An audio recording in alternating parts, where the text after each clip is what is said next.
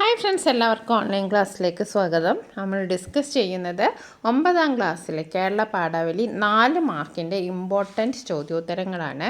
കഴിഞ്ഞ കുറേ വർഷമായി പ്രീവിയസ് വന്ന ചോദ്യോത്തരങ്ങളാണ് നമ്മൾ ഇന്ന് ഡിസ്കസ് ചെയ്യുന്നത്.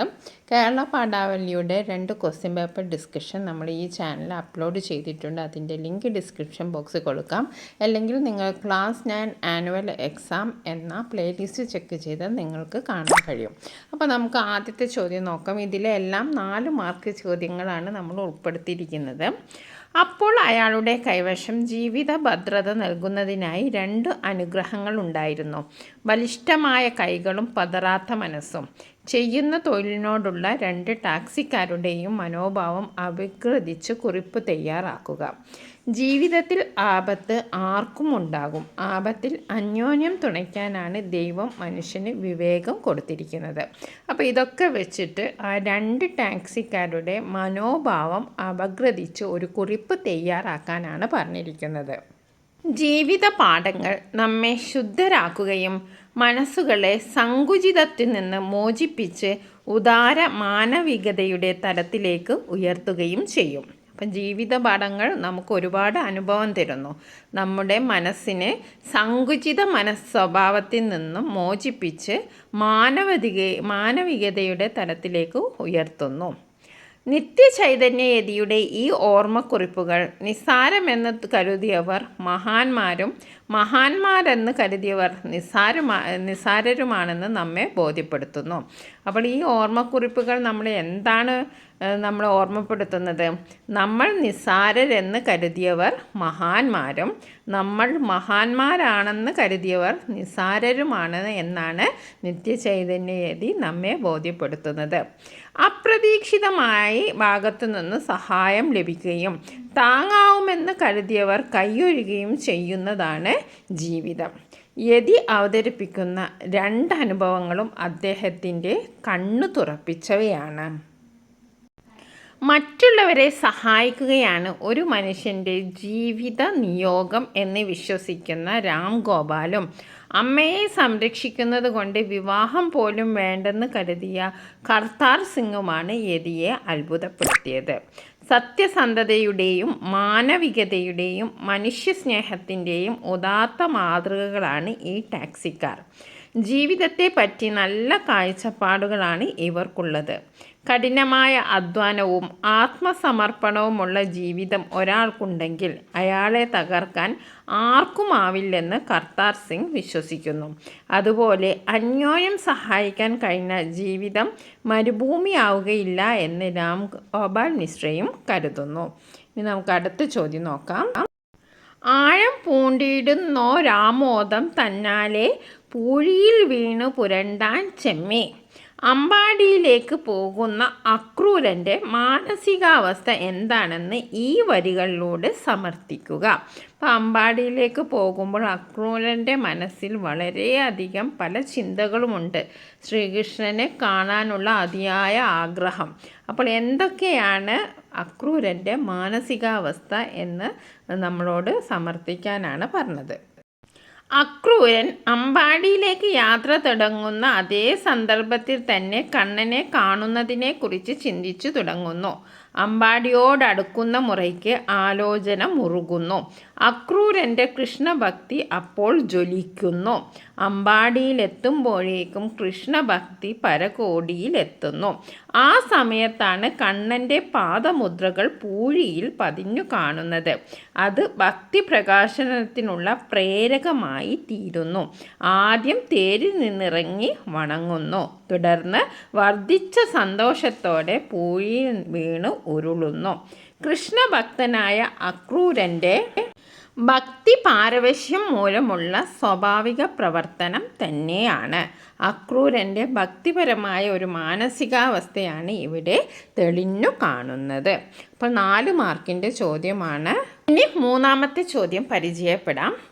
അടവും തൊഴിലും പഠിപ്പിച്ചച്ഛൻ, പടനില ചന്തം പഠിപ്പിച്ചച്ഛൻ, ആണായും പെണ്ണായും പോറ്റൻ്റച്ഛൻ. മതിലേരി കന്നിയെ നിശ്ചയദാർഢ്യവും ആത്മശക്തിയും പോരാട്ടവീര്യവും ഒത്തിണങ്ങിയ സ്ത്രീയാക്കി മാറ്റിയത് അവളെ വളർത്തിയ സാഹചര്യങ്ങളാണ്. കന്നിയുടെ ജീവിതം ഇന്നത്തെ സ്ത്രീ സമൂഹത്തിന് നൽകുന്ന സന്ദേശങ്ങൾ എന്തെല്ലാമാണ്? വർത്തമാനകാല സാഹചര്യങ്ങളുമായി ബന്ധപ്പെടുത്തി ഒരു വിലയിരുത്തൽ കുറിപ്പ് തയ്യാറാക്കുക. പണ്ട് കാലം മുതലേ സ്ത്രീകൾക്കും പുരുഷന്മാർക്കും തുല്യ പ്രാധാന്യം ഉണ്ടായിരുന്നു. കാലം കഴിയുന്തോറും സ്ത്രീകളുടെ പ്രാതിനിധ്യം കുറഞ്ഞു. മതിലേരി കന്നി ആധുനിക സ്ത്രീ സമൂഹം മാതൃകയാക്കേണ്ട കഥാപാത്രമാണ്. ബാല്യകാലത്ത് സ്വരക്ഷയ്ക്ക് വേണ്ടി കന്നി അടവുകൾ പഠിച്ചു. പടനിലത്തിൽ പെരുമാറേണ്ടുന്ന രീതികളും പഠിച്ചു. ആണായും പെണ്ണായും സമൂഹത്തിൽ പെരുമാറേണ്ടത് എങ്ങനെയാണെന്നും അവൾ കുടുംബത്തിൽ നിന്ന് പഠിച്ചു. ആധുനിക കാലത്തെ പെൺകുട്ടികൾ ഈ കാര്യം പഠിക്കേണ്ടത് തന്നെയാണ്. വീട്ടിൽ കുടുങ്ങുന്ന വെറും തത്തമ്മകളാകേണ്ടവരല്ല അവർ. സമൂഹത്തിൽ സ്വതന്ത്രമായി പെരുമാറേണ്ടവരാണ്. സ്വയരക്ഷയ്ക്ക് വേണ്ടുന്ന എല്ലാ വസ്തുക്കളും പഠിക്കുന്നത് നല്ലതാണ്. നിശ്ചയദാർഢ്യവും ഇച്ഛാശക്തിയും ഉണ്ടാകും. ഇനി നമുക്ക് അടുത്ത ചോദ്യം നോക്കാം. സാക്ഷി എന്ന പാഠഭാഗത്തിലെ ചോദ്യമാണ്. നമുക്ക് നോക്കാം. എന്താ രവി പ്രശ്നം? ആ സ്ത്രീ ഒരു സർട്ടിഫിക്കറ്റിൻ്റെ എക്സ്ട്രാക്റ്റിന് വേണ്ടി ദിവസം 5-6 കുത്തിയിരിപ്പ് തുടങ്ങിയിട്ട് മനുഷ്യരെ ബുദ്ധിമുട്ടിക്കുന്നതിന് ഒരു അതിര് വേണ്ടേ? രജിസ്ട്രാർ: സാർ എന്തിനാ ആ സ്ത്രീയുടെ കാര്യത്തിൽ ഇത്ര താല്പര്യം കാണിക്കുന്നത്? ആ സ്ത്രീ അമ്പേ പെശകാണ് സാർ. സാർ, അവരുടെ ഭർത്താവ് നല്ല ഡീസൻറ്റ് പാർട്ടിയാണ്. രവീന്ദ്രനാഥ്: സാക്ഷി എന്ന കഥയിലെ ഈ 2 കഥാപാത്രങ്ങളുടെയും സ്വഭാവ സവിശേഷതകൾ താരതമ്യം ചെയ്ത് കുറിപ്പ് തയ്യാറാക്കുക. ഓക്കെ. വിരുദ്ധ സ്വഭാവമുള്ളവരാണ് രജിസ്ട്രാർ ഓഫീസിലെ മുതിർന്ന ഓഫീസറും ക്ലർക്കായ രവീന്ദ്രനാഥും. കഥയിലെ കേന്ദ്ര കഥാപാത്രമായ ഉമ വിവാഹം രജിസ്റ്റർ ചെയ്തതിൻ്റെ സർട്ടിഫിക്കറ്റിനായി വർഷങ്ങൾക്ക് ശേഷം ആ ഓഫീസിലെത്തിയതാണ്. മുതിർന്ന ഓഫീസർ അവരെ കണ്ടപ്പോഴേ തിരിച്ചറിഞ്ഞു. എന്നാൽ പല ദിവസങ്ങളായി അവിടെ കയറി ഇറങ്ങിയിട്ടും അവൾക്കു വേണ്ട സർട്ടിഫിക്കറ്റ് നൽകാൻ സെക്ഷൻ ഓഫീസറായ രവീന്ദ്രനാഥ് തയ്യാറാകുന്നില്ല. അയാൾ ഉൾപ്പെടെ പലരും ഉമയുടെ വിവാഹത്തിന് സാക്ഷികളായിട്ടുണ്ടെങ്കിലും അവരെല്ലാം സാഹചര്യത്തിനനുസരിച്ച് അഭിപ്രായങ്ങളെ വളച്ചൊടിക്കുന്നു. മുതിർന്ന ഓഫീസറുടെ ശാസന ഭയന്ന് അവർക്ക് സർട്ടിഫിക്കറ്റ് നൽകാമെന്ന് രവീന്ദ്രനാഥ് പറയുന്നുണ്ട് എങ്കിലും പല കാരണങ്ങൾ പറഞ്ഞ് അയാളത് നൽകുന്നില്ല. ഉമയുടെ ഭർത്താവിൻ്റെ പക്ഷത്ത് നിന്നുകൊണ്ട് അയാൾ വിവാഹ രജിസ്റ്ററിൽ നിന്ന് തെളിവ് പോലും ഇല്ലാതാക്കുന്നു. കപടതയും അനീതിയും നിറഞ്ഞ ഒരു സമൂഹത്തിൻ്റെ പ്രതിനിധിയാണ് അയാൾ. മുതിർന്ന ഉദ്യോഗസ്ഥനാകട്ടെ നീതിയുടെയും സത്യത്തിൻ്റെയും പക്ഷത്ത് നിൽക്കുന്ന ആളാണ്. പക്ഷേ ഒപ്പമുള്ളവരെല്ലാം എതിർപക്ഷത്തായതുകൊണ്ട് അദ്ദേഹം നീതി നടപ്പാക്കാൻ കഴിയാതെ നിസ്സഹായകനായി മാറുന്നു. തളയ്ക്കപ്പെട്ട മൃഗത്തിൻ്റെ വന്യമായ നോട്ടം എന്ന പ്രയോഗം സൂചിപ്പിക്കുന്നത് എന്ത്? സ്വസ്ഥമായി സഞ്ചരിക്കുന്നവയാണ് മൃഗങ്ങൾ. തളയ്ക്കുന്നവരോട് അതിയായ രോഷവും പ്രതിഷേധിക്കാൻ കഴിയാത്ത നിസ്സഹായതയും അവയ്ക്കുണ്ടാകും. ഉമ വിവാഹ സർട്ടിഫിക്കറ്റിനായി ദിവസങ്ങളോളം അലയുന്നു. ഒടുവിൽ രജിസ്റ്റർ കണ്ടെത്തിയപ്പോൾ അതിൽ നിന്നും ഉമയുടെ വിവാഹം രേഖപ്പെടുത്തിയ 2 ഏടുകൾ മാത്രം നശിപ്പിക്കപ്പെട്ടതായി കാണുന്നു.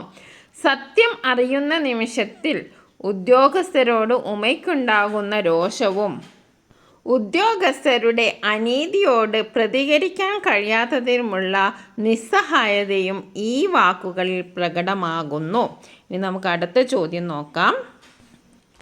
ഗോപിക്ക് അമ്മയെ ഓർമ്മയുണ്ട്, അമ്മയ്ക്ക് ഗോപിയെ ഓർമ്മയില്ല. ഈ വാക്കുകൾ വിശകലനം ചെയ്ത് ഒരു കുറിപ്പ് തയ്യാറാക്കുക. ഗോപിക്ക് അമ്മയുടെ ബാഹ്യരൂപം ഓർമ്മയുണ്ട്, എന്നാൽ അമ്മയ്ക്ക് ഗോപിയുടെ രൂപം ഓർമ്മയില്ല. എങ്കിലും ഗോപിയെക്കുറിച്ചുള്ള കാര്യങ്ങൾ അമ്മയ്ക്ക് ഓർമ്മയുണ്ട്. ഒരാളുടെ ബാഹ്യരൂപം ഓർത്തുവയ്ക്കുന്നത് മാത്രമല്ല ഓർമ്മ, മുൻ അനുഭവങ്ങൾ ഓർത്തുവയ്ക്കുന്നതും ഓർമ്മ തന്നെയാണ്. അങ്ങനെയെങ്കിൽ അമ്മയുടെ ഓർമ്മയ്ക്ക് നാശം സംഭവിച്ചിട്ടില്ല. അമ്മയെ മറന്ന് ജീവിക്കുന്ന ഗോപിയുടെ ഓർമ്മയ്ക്കാണ് ക്ഷതം സംഭവിച്ചത്. അമ്മയുടെ ഓർമ്മക്കുറവ് ജീവശാസ്ത്രപരമായ ഒന്നാണ്. അത് വാർദ്ധക്യ സഹജവുമാണ്. ഗോപിയുടെ ഓർമ്മക്കുറവ് സ്വാഭാവികമല്ല. സ്വന്തമായ മേൽവിലാസം ഉണ്ടാകുമ്പോൾ വീടും നാടും മറക്കുന്ന, വേരുകൾ മറക്കുന്ന, വൃദ്ധരായ മാതാപിതാക്കളെ മറക്കുന്ന പുതിയ തലമുറയുടെ പ്രതിനിധിയാണ് ഗോപി. അപ്പോൾ നമ്മൾ ഇതുവരെ ഡിസ്കസ് ചെയ്തത് കേരള പാഠാവലിയുമായി ബന്ധപ്പെട്ട മുൻവർഷ ചോദ്യപേപ്പറുകളിൽ വന്ന 4 മാർക്കിൻ്റെ ചോദ്യോത്തരങ്ങളാണ്. അപ്പോൾ ഫുൾ വീഡിയോ ക്വസ്റ്റ്യൻ പേപ്പർ ഡിസ്കഷൻ്റെ ഫുൾ വീഡിയോ ഈ ചാനലിൽ ഓൺലൈൻ ക്ലാസ് എന്ന ഈ ചാനലിൽ അപ്ലോഡ് ചെയ്തിട്ടുണ്ട്. ക്ലാസ് 9 ആനുവൽ എക്സാം എന്ന പ്ലേലിസ്റ്റ് ചെക്ക് ചെയ്താൽ നിങ്ങൾക്ക് വീഡിയോ കാണാൻ കഴിയും. നിങ്ങൾക്ക് വീഡിയോ ഇഷ്ടപ്പെട്ടെങ്കിൽ നിങ്ങൾ ലൈക്ക് ചെയ്യാനും നിങ്ങളുടെ കൂട്ടുകാർക്ക് ഷെയർ ചെയ്ത് കൊടുക്കാനും മറക്കരുത്. Thank you for watching this video.